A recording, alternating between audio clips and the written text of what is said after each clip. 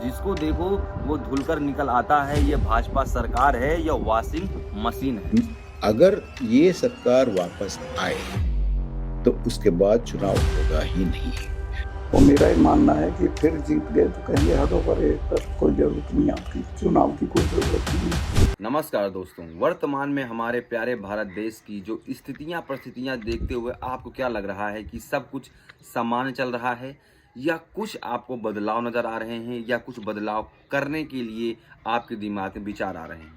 वर्तमान में जो गतिविधियां चल रही हैं इनको देख करके आपको आखिर क्या लगता है कि हमारा देश किस दिशा में धकेला जा रहा है या धकेले जाने की यहाँ पर कोशिश की जा रही है? लोकतंत्र, संविधान, विपक्ष के नेता, भ्रष्टाचार, ईडी सीबीआई की छापेमारी, वॉशिंग मशीन, ऐसे बहुत सारे मुद्दे हैं। आइए इन सभी को एक एक करके समझने की कोशिश करते हैं। इसके बाद में हम फैसला करेंगे और ये फैसला सिर्फ आपके हाथ में होगा।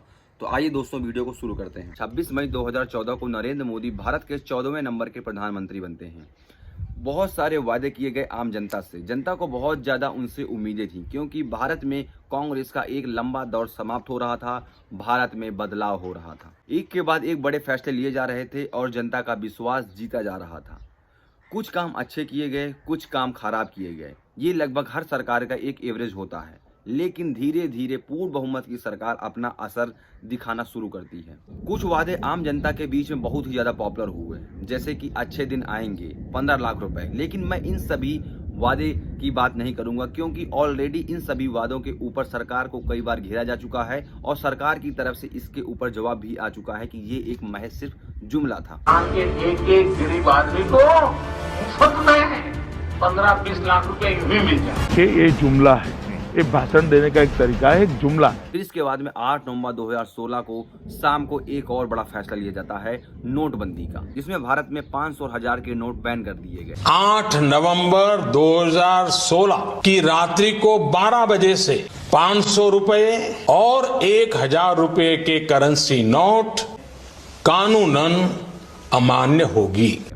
लेकिन इसके बाद आज तक यहाँ पर 8 साल हो चुके हैं, किसी भी व्यक्ति से काला धन निकाला गया हो या काला धन पाया गया हो, किसी भी नेता, किसी भी पार्टी के कार्यकर्ता या किसी फिल्म स्टार या किसी बिजनेसमैन, ऐसी कोई खबर खास यहाँ पर नहीं छपी हैं, चाहे वो मेन स्ट्रीम मीडिया हो चाहे वो न्यूज़पेपर हो। लेकिन इसके बाद अभी हाल ही में 2-4 दिन पहले यहाँ पर जो सुप्रीम कोर्ट की जज हैं जस्टिस बीबी नागरत्ना, उन्होंने बताया कि नोटबंदी काले धन को सफ़ेद करने का एक अच्छा तरीका था। यहाँ पर फिर बात आती है देश में किसानों के आंदोलन की, जिस आंदोलन को किसानों ने जी जान लगा करके दिल्ली में खूब भारी मात्रा में प्रोटेस्ट किया। देश भर से किसान एकत्रित हुए, लेकिन इन सभी किसानों के आंदोलनों को यहाँ पर इग्नोर किया गया। इवन यहाँ तक कि ये भी कहा गया कि ये एक खालिस्तानी है, आतंकवादी है, मेन स्ट्रीम मीडिया के द्वारा चलाया गया। और इसके बाद में जो प्रधानमंत्री हैं उनसे बहुत सारे उनके पार्टी के नेताओं ने, उनके कार्यकर्ताओं ने कहा कि आप इन किसानों की बात मान लीजिए और जो किसानों के लिए 3 कानून बनाए गए थे इन कानूनों को वापस कर लीजिए। लेकिन यहाँ पर पीएम साहब ने कहा कि कुछ दिन बाद ये शांत हो जाएंगे और चले जाएंगे। धीरे धीरे यहाँ पर हमारे प्रधानमंत्री जी अहंकार की ओर डूबते हुए नजर आ रहे थे। मेन स्ट्रीम मीडिया को पूरी तरीके से खरीदा जा चुका था। सोशल मीडिया पर काफी हद तक कंट्रोल करने की कोशिश की जा चुकी थी क्योंकि ये पहला स्टेप था लोगों की यहाँ पर आवाज दबाने का। Right and risk analysis group की तरफ से एक रिपोर्ट निकाली गई जिसमें बताया गया कि 2022 में भारत में 194 पत्रकारों को टारगेट किया गया है, जिसमें से 7 या 8 महिलाएं भी उसमें शामिल हैं, जिनको हरेस करने की कोशिश की, जिनकी आवाज़ दबाने की कोशिश की गई या जिनको मारने की, पीटने की धमकी दी गई। ऐसे मामले यहाँ पर देखने के लिए मिले हैं। 20 से अधिक पत्रकारों की हत्याएं की जा चुकी हैं। धार्मिक खबरें हिंदू मुस्लिम के आधार पर भारत में यहाँ पर वर्तमान में जो मेन स्ट्रीम मीडिया है उसमें खबरें चलाई जा रही हैं।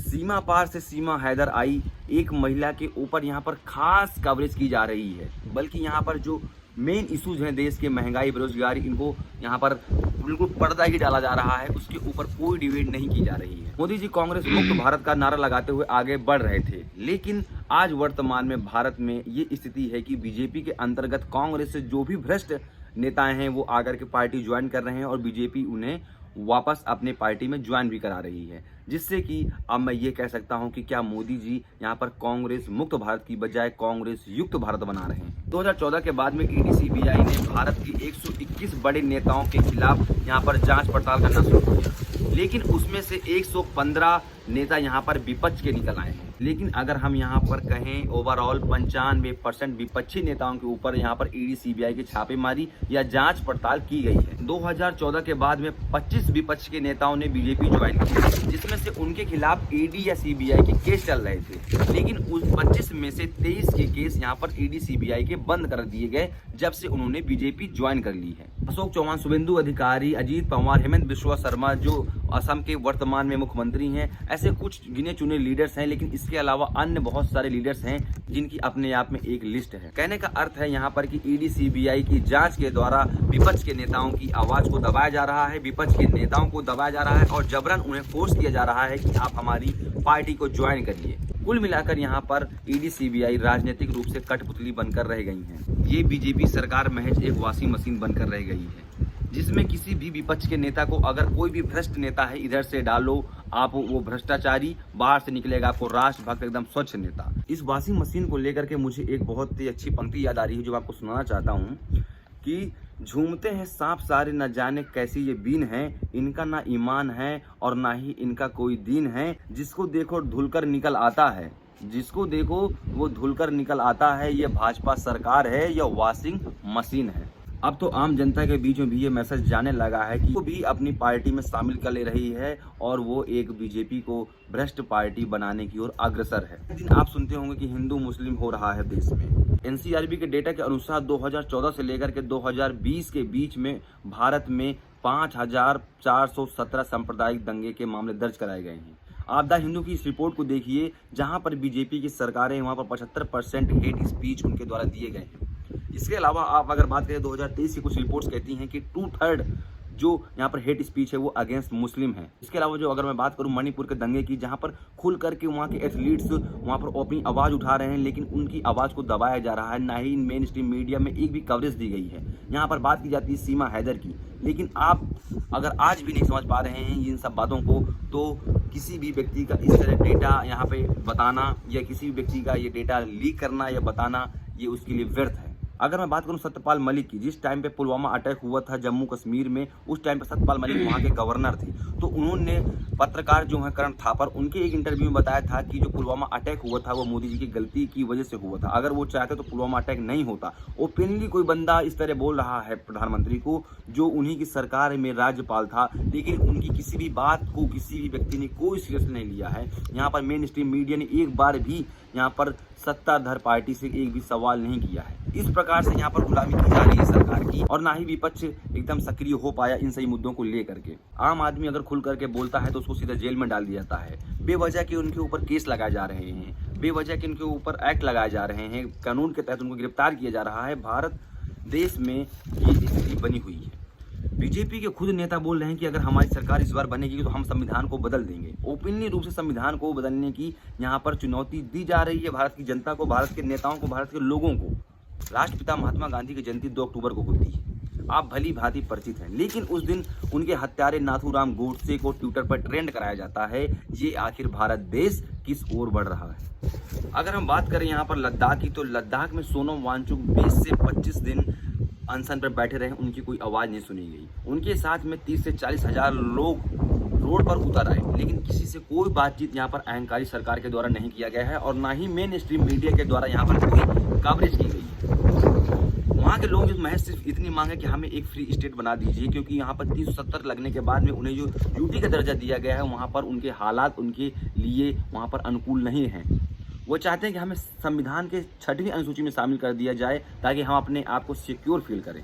फिर वही बात आती है कि आखिर ये अहंकार किस ओर इशारा कर रहा है। लेकिन अभी हाल ही में सुप्रीम कोर्ट का एक फैसला आया, जिसमें इलेक्टोरल बॉन्ड का यहाँ पर पर्दाफाश किया गया है, जिसमें बीजेपी सरकार यहाँ पर फंसती हुई नजर आई है। अगर मैं बात करूँ यहाँ पर कि बीजेपी, जैसे कि आपने बहुत सारे मुद्दे सुने होंगे कि गाय को लेकर के बीजेपी हमेशा बहुत आगे रहती है, गाय को माता मानने के लिए गाय के ऊपर वोट मांगती है, लेकिन जो गाय का बीफ काट के बेच रहे हैं उन्हीं कंपनियों से यहाँ पर बीजेपी चंदा लेती है। इसका पर्दाफाश किया सुप्रीम कोर्ट द्वारा जो फैसला आया इलेक्टोरल बॉन्ड में, लेकिन इसकी कोई भी मीडिया की तरफ से एक भी क्वेश्चन नहीं किया गया, काउंटर क्वेश्चन यहाँ पर सरकार के खिलाफ। राजनेता आकर के यहाँ पर धार्मिक बातें करते हैं। अरे भाई, तुम राजनेता हो, तुम कोई धर्मगुरु नहीं हो। धर्मगुरु आपसे बेहतर काम कर रहे हैं, यहाँ पर धर्म के बारे में वो अवेयर कर रहे हैं। आप राजनेता हैं, आपका काम राजनीति करना है, यहाँ पर आपका काम है देश का विकास करना है। आपका काम यहाँ पर लोगों को धार्मिक सांप्रदायिक रूप से भड़काना नहीं है, ना ही आप कोई धर्मगुरु हैं। राम रहीम जैसे दोष सिद्ध व्यक्ति को यहाँ पर बेल मिल जा रही है। सिटिंग सीएम जिसके खिलाफ अभी तक दोष साबित नहीं हो पाए, उस व्यक्ति को यहाँ पर बेल नहीं मिल पा रही है। इस तरह के यहाँ पर कानून बना दिए गए हैं, मनी लॉन्ड्रिंग जैसे कानून बना दिए गए हैं। देश में बहुत कुछ परिवर्तित हो चुका है। केजरीवाल की चाहे वो गिरफ्तारी हो, कांग्रेस के चाहे वो अकाउंट फ्रीज कर दिए गए हों, इसके अलावा और बहुत सारे जो कानूनी कार्रवाइयां की गई हैं नेताओं के खिलाफ, विपक्ष के ईडी सीबीआई के छापे डलवाए गए हों, लेकिन फिर भी भाजपा अपनी एक लहर की तलाश में अभी भी जारी है, क्योंकि उसको वह लहर नहीं मिल पाई है जो 14 और 19 में भाजपा सरकार को मिल गई थी। अभी हाल ही में कांग्रेस ने अपना मैनिफेस्टो जारी किया, जिसमें उसने कई सारी घोषणाएं की हैं, लेकिन यहाँ पर भारत के प्रधानमंत्री आते हैं और एक रैली में भाषण में कांग्रेस के मैनिफेस्टो को मुस्लिम लीग का मैनिफेस्टो बताते हैं। मतलब खुलेआम से यहाँ पे तुष्टीकरण करने की कोशिश की जा रही है। बेवजह यहाँ पर मुस्लिम को बीच में लाया जा रहा है। हिंदू मुस्लिम करने की यहाँ पर ओपनली रूप से कोशिश की जा रही है और चुनाव आयोग की तरफ से कोई भी एक्शन नहीं लिया जा रहा है। पूरा आप मैनिफेस्टो पढ़ सकते हैं कांग्रेस की वेबसाइट पर जाकर के, उसमें आपको हिंदू मुस्लिम का कोई भी शब्द देखने को नहीं मिलेगा, लेकिन फिर भी इसमें कोई कार्रवाई चुनाव आयोग की तरफ से नहीं की जा रही है। अभी तो मुझे लगता है कि सिर्फ इतने में काम नहीं चलेगा। चुनाव नज़दीक आते आते और आखिर पहले चरण, दूसरा चरण, तीसरा चरण आते आते यहाँ पर पाकिस्तान चाइना के साथ में युद्ध की बातें की जाने लगेंगी और न जाने कौन कौन सी यहाँ पे बातें की जाने लगेंगी यहाँ पर चुनाव जीतने के खातिर। आम जनता अगर खुल करके अपना शांति रूप से विरोध करती है तो उसके खिलाफ कार्रवाई की जाती है। वहीं जो अभद्र भाषा का प्रयोग करके सोशल मीडिया में लोग फेमस हो रहे हैं, उनको बुला करके इवेंट किए जा रहे हैं, उनको बुला करके यहाँ पर अवार्ड दिए जा रहे हैं। आखिर ये देश का माहौल किस ओर बढ़ रहा है? और हम वैश्विक इंडेक्स में नीचे आ चुके हैं, चाहे वो हंगर इंडेक्स हो, चाहे वो हैप्पीनेस इंडेक्स हो, चाहे वो प्रेस फ्रीडम का इंडेक्स हो। हर स्तर पर भारत की जो स्थिति है वो डागमडोल हो चुकी है, लेकिन फिर भी विश्व गुरु का यहाँ पर डंका बज रहा है भारत में। आखिर ये कैसी स्थिति आ गई है देश में? अभी तक हमारा देश किस ओर बढ़ रहा है या किस ओर धकेले जाने की कोशिश की जा रही है, ये आपको पूरी मेरी वीडियो के लेक्चर में अभी तक समझ में आ गया होगा।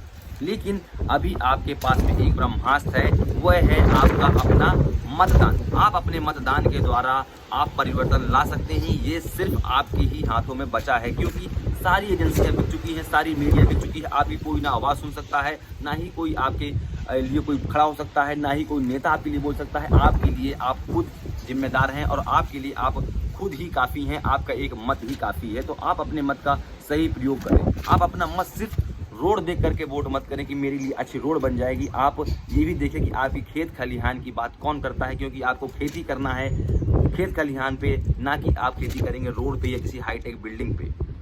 आपको यहाँ पर प्रकृति की जो बात करता है, आपके प्राकृतिक संरक्षण की जो बात करता है, आपके जो प्राकृतिक संसाधनों की जो बात करता है, आप उसको वोट कीजिए, क्योंकि आपको अपना जीवन अपने पर्यावरण में अपने प्राकृतिक संसाधनों के साथ में व्यतीत करना है।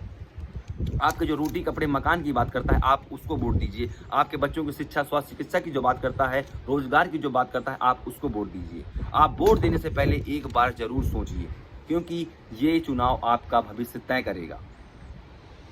हमको अपने प्राकृतिक आपके लिए अच्छे पानी की व्यवस्थाएं कौन करा सकता है, पानी की जो रिसोर्सेज कौन करा सकता है, बहुत सारे जो ऐसे प्राकृतिक जो मुद्दे हैं, जो जंगलों को जलाया जा रहा है, इन सभी मुद्दों को किस प्रकार से इनको हम सुलझा सकते हैं, क्योंकि हमको प्रकृति में रहना है, क्योंकि हमको यहाँ पर अपना जीवन यापन करना है। तो इसके लिए हमारे प्रकृति नदी तालाब झरना की बातें आखिर कौन नेता कर रहा है, हमारे खाने की सुरक्षा की बात कौन कर रहा है, हमारे पीने की सुरक्षा की बात कौन कर रहा है, हमें उसे वोट देना है। वो कोई भी लीडर हो, वो आप खुद तय करेंगे, वो आपका वोट तय करेगा। आपका हाथ है, आपका मत है, आपकी उंगली है, आपका वोट है। आप जिसे चाहें उसे जिताएंगे। आप अपना भविष्य अपने हाथ से बनाएंगे। खुल करके वोट कीजिए और एक प्यारे भारत का निर्माण कीजिए। जय हिंद, जय भारत। बहुत बहुत धन्यवाद। मिलते हैं नेक्स्ट वीडियो में।